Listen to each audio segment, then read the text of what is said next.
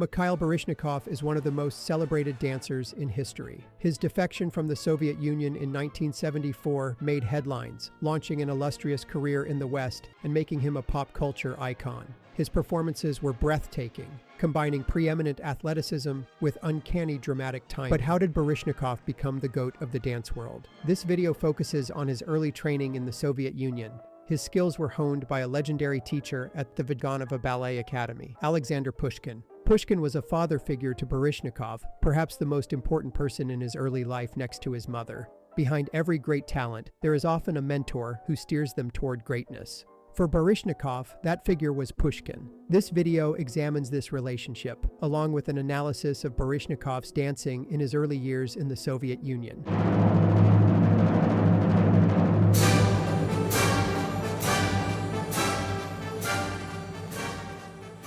Let's start with the relationship between Pushkin and Baryshnikov and the renowned school where their paths crossed. The Imperial Theater School was founded in 1738 in St. Petersburg, Russia. In 1957, the school was renamed in honor of Agrippina Vaganova, who developed the Vaganova method, an influential and prominent system of ballet training taught worldwide. Associated with the Mariinsky Ballet, formerly the Kirov, the school is one of the oldest and most prestigious ballet schools in the world. It produced legends like George Balanchine, Vaslav Nijinsky, Rudolf Nureyev, and Anna Pavlova. To enter this prestigious school and secure a potential ticket to the Kirov Ballet, Baryshnikov had to gain the approval of noted teacher Alexander Pushkin. Pushkin had been a dancer at the Kirov for over 25 years, dancing mostly secondary roles until he left the stage in 1953, but it was teaching male students that made him a legend. It was the dream of aspiring male dancers across the Soviet Union to study under him. Although Pushkin's name was initially obscure outside the Soviet Union, his classroom served as the incubator for the Kirov's golden age of male talent. He refined the technique of stars like Nureyev and Yuri Solovyev, unleashing a new level of virtuosity upon the world. These dancers altered the trajectory of male dancing, creating a legacy that dominates the stage to this day. In the documentary Baryshnikov, The Dancer and the Dance, from 1982, he spoke admiringly of his teacher and recalls his first meeting with Pushkin. At the age of 15, I moved to Leningrad, and I was introduced to this famous man, a magician, Alexander Pushkin. And this man just made me as a dancer. Nothing special was about him. It was a very quiet man, father figure for us. It was 7 or 8 students in class. I met this man, and here I was, 15 years old. He just looked at me and said, well, let's go downstairs and sort of medical center and see, who are you? And just what your legs, arms, and the head about, and just look at me, and I did a few steps. I spent a couple of hours just to look at each other, to talk to each other, in the room like that, and I said, oh, well, I can dance for you. He said, no, I don't need it. It's not a point. I said, what's the point? Take me to the class. Now, for God's sake. Inside, I said, I was sweating, I was nervous, because it was the chance of my life. And I said, well, all right. When I think of Russian ballet training, words like harsh, rigid, and severe come to mind.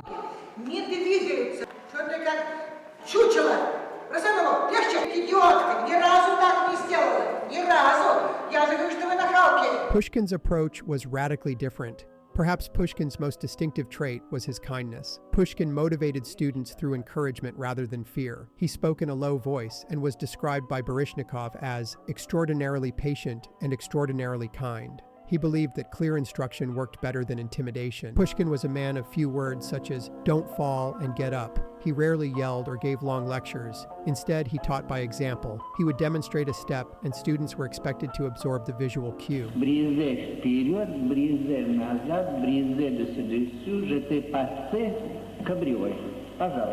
To be successful, Pushkin instilled the importance of hard work. The most amazing and the most valuable thing, what he teach me, just to respect to the physical work, like everyday routine. He introduced me to the work, That means and explain how you have to work.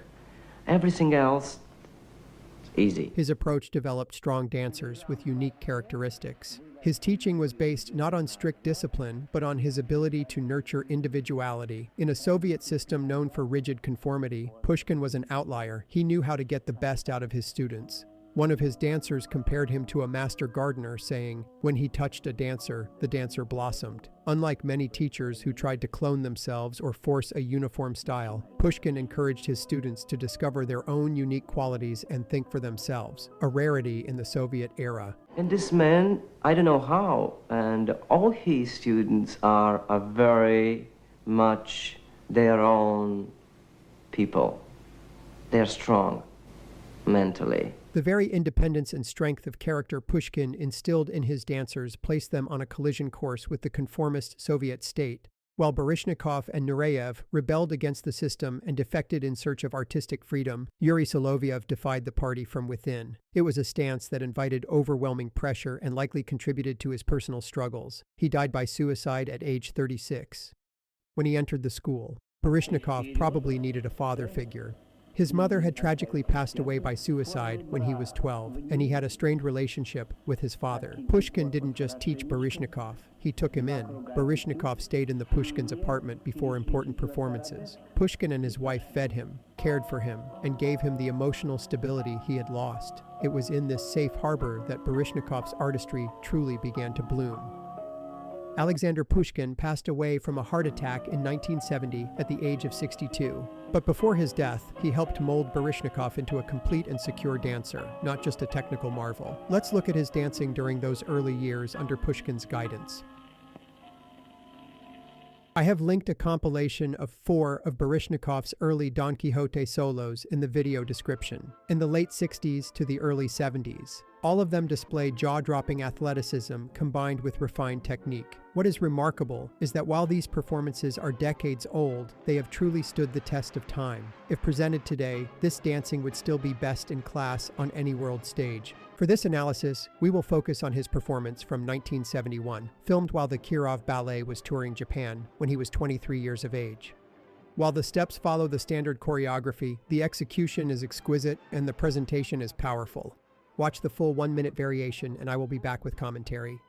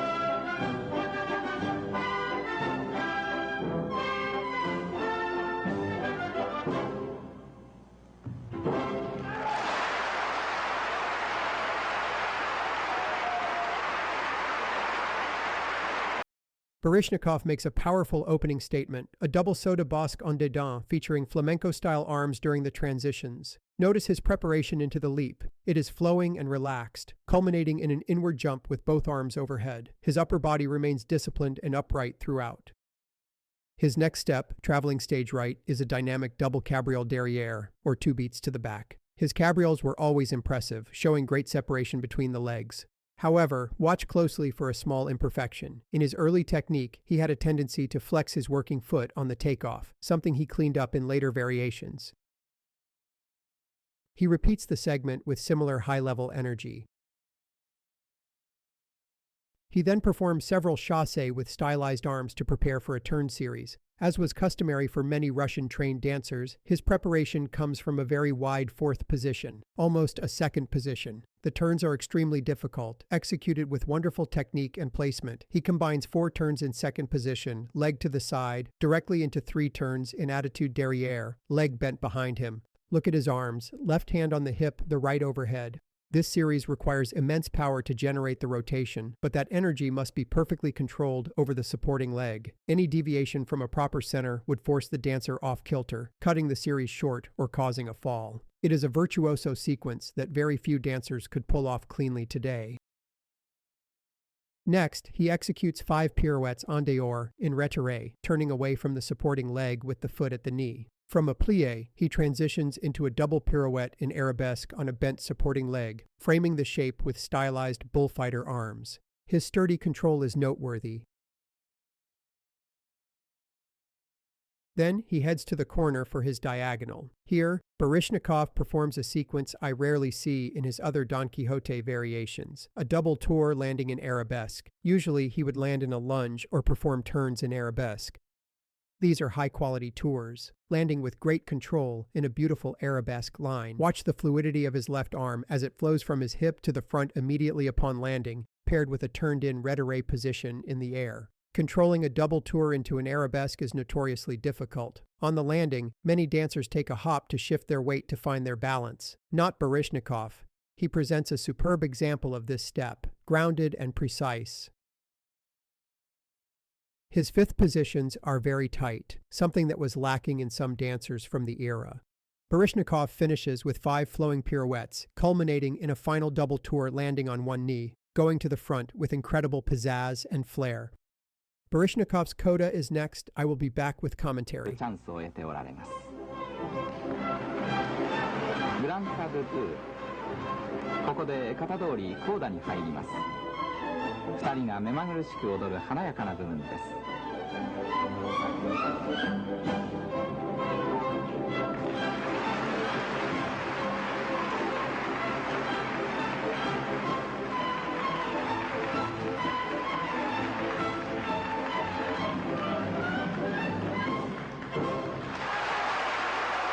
Baryshnikov explodes from the wings at stage left for a diagonal of double cabriole. He achieves incredible height and a sharp split, looking as if he is floating on air. Take note of his arms here. He performs the step with both arms overhead. Having both arms overhead on this step is very unusual. Next comes Baryshnikov's go-to sequence to finish the coda, tour de rond, or barrel turns, performed en manège, in a circle around the stage. It looks like he is flying. He spends almost the entire sequence in the air. The moment he lands, he instantly pops up into the next leap, aided by an aggressive swing of his right arm. Watch his substantial body lean toward the center of the circle. It is a thrilling segment that he did many times in his career. Finally, let's look at his grand pirouette à la seconde, or turns in second position. While these turns are a staple of the male repertoire, Baryshnikov was in a class of his own. He excelled at generating immense power and rotational force, yet he possessed the control to harness that energy for long, complex sequences.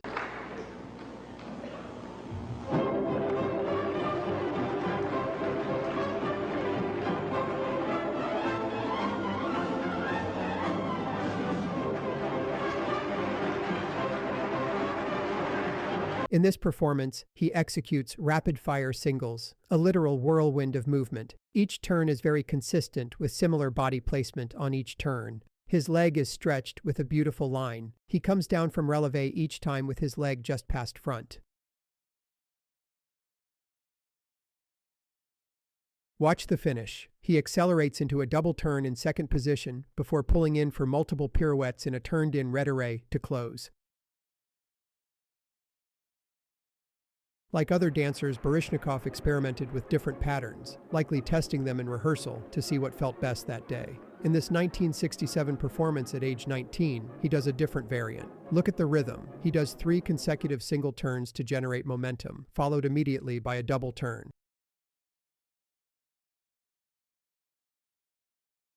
He finishes with an unusual step, a double turn in attitude derrière, landing directly into a lunge. It is a powerful way to conclude the coda.